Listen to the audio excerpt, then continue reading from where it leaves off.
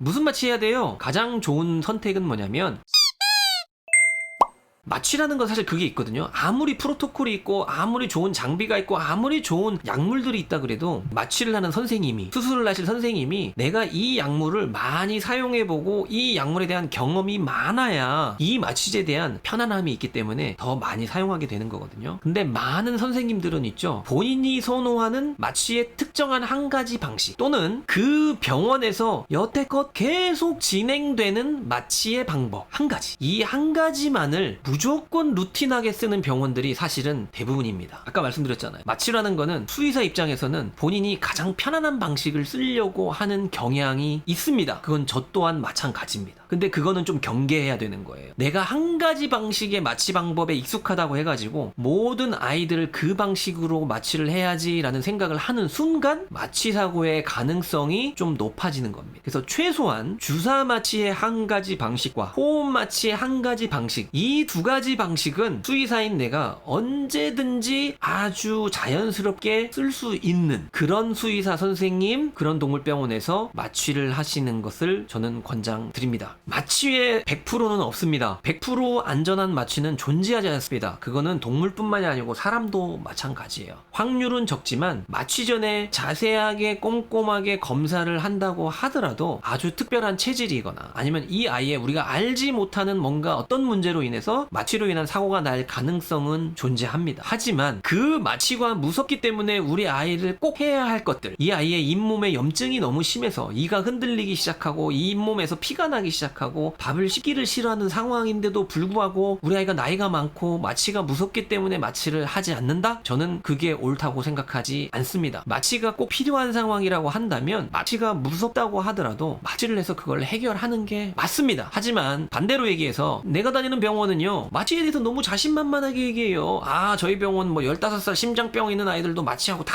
합니다. 너무 이렇게 자신만만하게 얘기하는 것도 상당히 위험합니다. 그러면 어떻게 되느냐, 마취를 하기 전에 검사들을 꼼꼼하게 하고 그 다음에 이 마취를 어떤 방식으로 할 것인지에 대해서 선생님들도 고민하는 게 분명히 꼭 필요합니다. 이 부분은 제가 수의사분들에게도 말씀을 드리는 부분이에요. 내가 마취 사고가 한 번도 없었기 때문에, 여태 내가 10년 하는 동안 마취 사고가 한 번도 없었어요. 10년 동안 없었다고 해서 오늘도 괜찮을 것이다 라고 생각하는 건 상당히 위험한 부분이에요. 물론 마취 사고가 생긴다고 해서 마취 사고의 책임이 무조건 수의사에게 있는 것은 아닙니다. 하지만 주치 수의사 선생님이 한 번 더 고민하고 한 번 더 다른 방법에 대해서도 연구를 한다면 이 확률이 좀 더 낮아질 수도 있고 때로는 사고가 날 수 있는 아이가 나지 않을 수도 있다. 그렇기 때문에 선생님들도 언제든지 이런 고민들을 할 수 있어야 되고요. 보호자분들도 그런 고민을 하고 그런 열정을 가지고 마취에 대해서도 설명을 해주고 상담을 해주시는 선생님하고 고민을 하면서 결정을 하시고, 대신에 우리 선생님은 그런 고민도 하시고 나에게 이해도 잘 시켜주신다 라고 한다면 믿고 맡기시고 마취를 결정하시는 게 맞다. 사실은 제가 이제 여러분들한테도 정보를 드리지만, 제가 오늘 이 영상을 만약에 업로드를 하고 혹시나 동물병원 하시는 선생님들이나 원장님들이 이 영상을 보시면 좀 싫어할 수도 있어요. 와, 뭐야 와베 저 사람,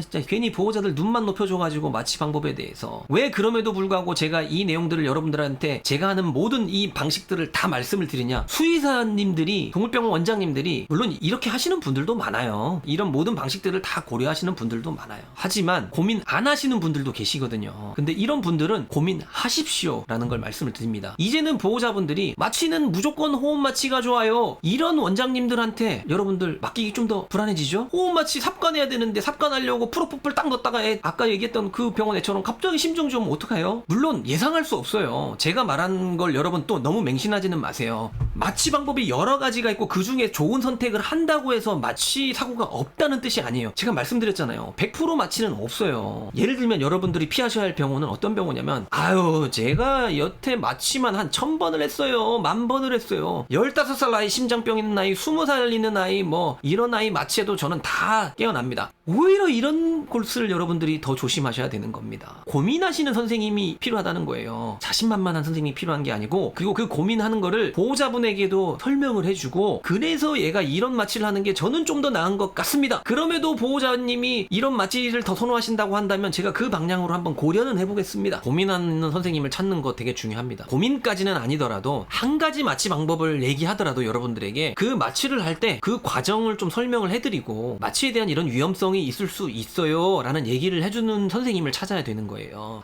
그러면 나는 우리 애 마취할 때 어떤 병원에 가서 어떤 선생님한테 어떤 상담을 해야 되는 거지? 이게 고민 아니에요? 이게 중요한 거잖아요. 그러면 이제 여러분들이 찾아야 될 건 뭐냐면, 자, 여러분들이 병원에서 상담을 하는데 마취에 대해서 선생님이 막 많이 얘기하면 여러분들 어떤 표정 짓는지 아세요? 그럼 위험한 거 아니에요? 이런 반응을 하세요. 오히려 보호자분들은 있죠, 마취에 대한 설명을 짧게 하면서 걱정하지 마세요, 잘 될 겁니다, 여태 더 심한 아이들도 저희 병원에서 많이 해요, 걱정하지 마세요, 이런 말을 들을 때 여러분들은 더 안심을 해요. 그럴 때 여러분들은 더 안심을 하고 괜찮을 것 같아. 오히려 마취에 대한 설명을 많이 하고, 자, 보호자님 잘 들으세요. 호흡 마취를 할 건데 호흡 마취 하기 전에 우리가 단시간으로 삽관을 하기 위한 주사 마취를 할 겁니다. 이 마취는 짧은 마취인 대신에 깊게 마취를 할 거예요. 이 마취제의 부작용의 한 가지가 뭐냐면 갑자기 심장 박동을 좀 느려지게 만들거나 호흡근을 위축시키는 그런 경우들이 가끔 있습니다. 물론 그거에 대한 대비는 저희들이 할 거예요. 그런 상황 오면 저희가 빠르게 삽관을 하고 응급처치 약물들을 넣으면서 할 겁니다. 하지만 그런 가능성은 항상 있습니다. 자, 이 설명을 하는 게 좋은 거예요, 안 하는 게 좋은 거예요, 여러분? 이 설명을 해주는 수의사가요, 마취가 안전할 가능성이 더 높아지는 거예요. 근데 여러분들은 그렇게 생각하지 않아요. 그런 설명, 이런 위험성이 생길 수 있고요, 이 주사를 넣으면 애가 갑자기 심장마비가 올 수도 있고요, 그러면 이런 주사를 놔야 될 수도 있고요, 이런 얘기를 하면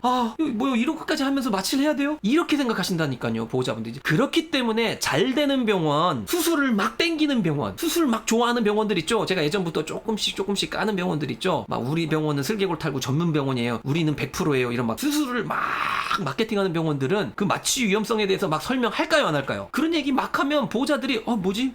이거 수술하다가 잘못되는 거 아니야? 이럴까봐 오히려 더 수의사들도 덜 얘기하는 거예요. 그리고 실제로 수의사 입장에서는 알아요. 마취를 했을 때 잘못될 확률이 1%도 안 된다는 거를 저희는 알아요. 근데 1%도 안 되니까 괜찮습니다, 걱정하지 마세요, 더 어려운 아이들도 제가 다 마취 성공하고 다 수술 잘 끝냈습니다, 이렇게 얘기하면 보호자들은 역시 여기는 정말 수술 많이 하는 병원이니까 마취도 정말 안전하게 잘하는구나, 이렇게 생각하시는데 그게 여러분들의 착각. 오히려 반대로, 자, 보호자님이 좀 듣기 싫을 수 있지만 이거에 대해서는 제가 설명을 좀 해드려야 될 의무가 있습니다. 1%도 안 된다 하더라도 그 1%가 보호자님의 아이일 수도 있기 때문에 그렇습니다. 그러니까 여러분들도 안전한 마취, 좋은 마취를 받으려면요, 그런 얘기를 들을 준비도 돼 있어야 된다는 얘기예요. 그런 설명을 하는 수의사들이 마취에 자신이 없어서 그런 얘기를 하는 게 아니에요. 나는 마취가 자신이 없으니까 밑밥을 좀 깔아놔야 돼, 그래야지 만약에 잘못돼도 나중에 할 말이지, 그런 수의사는 없어요. 마취에 대한 설명을 여러 가지 부작용과 장단점들을 얘기한다는 거는 그만큼 이 선생님이 그 부분에 대해서 고민을 한다는 걸 방증을 하는 겁니다. 그래서 오히려 그런 선생님을 더 신뢰하셔라. 그래서 여러분들이 우리 아이 마취를 해야 되는 상황이 됐을 때는 대놓고 물어보세요. 그러면 잘못될 확률이 몇 프로 정도 되는 것 같습니까? 이렇게 물어보세요. 저한테도 물어보시는 분들 계세요. 그럼 저는 솔직히 말씀해 드려요. 하지만 이 확률은 의미가 없다는 거 알고 계시죠? 1%가 이 아이가 될 수도 있는 거고 50%가 이 아이가 안 될 수도 있는 거기 때문에. 하지만 저는 최선을 다할 거고 마취가 들어가는 순간부터 마취가 완전히 깰 때까지 최선을 다할 겁니다. 그렇기 때문에 저는 수술을 연이어서 하지 않습니다. 동시에 두 아이가 마취되어 있는 상황을 저는 만들지 않습니다. 왜요? 저는 제 자신이 아주 뛰어나다고 생각하지 않기 때문에 그래요. 내가 한꺼번에 두 아이를 응급처치할 수 없기 때문에 그래요. 내가 수술한 아이를, 내가 마취한 아이를 다른 분이 응급처치를 하거나 케어를 하는 것이 확률이 떨어진다고 생각하기 때문에 그래요. 저만 잘나서 그렇다는 게 아니라 내가 마취를 했고 내가 검사를 했고 내가 수술을 하면 이 아이에 대해서는 응급처치도 내가 제일 잘할 수 있다고 생각합니다. 그래서 여러분들이 이런 것들을 판단을 하시고 결론은 어떻게 됐습니까? 이 마취도 얘기하다 보니까 결론은 또 이것도 상담이 돼버렸죠, 여러분. 상담. 견주분들이 걱정하더라도 솔직하게 마취 부작용에 대해 자세히 얘기해 주셨으면 합니다. 전국의 모든 수의사님 빙고입니다. 그리고 제가 수의사 대표로서 보호자분들한테 부탁을 드린다면 여러분들도 마취에 대한 얘기를 들을 때 너무 거부 반응을 느끼지 마십시오. 수의사와 동물병원도 마취에 대해서 있는 그대로 여러분들한테 설명을 해드리고, 또 여러분들도 마취에 대한 얘기를 막 듣는다고 해가지고 너무 무섭고 너무 떨리고 이렇게 하지 마셔라. 그렇게 되면 다 좋을 것 같습니다. 더 드리고 싶은 말씀이 솔직히 지금 좀 많습니다. 지금 마취 얘기가 나오면 할 말이 정말 많아요. 이 마취 방법뿐만이 아니라. 하지만 이렇게 가면 오늘 밤 샐 수도 있어요, 정말로.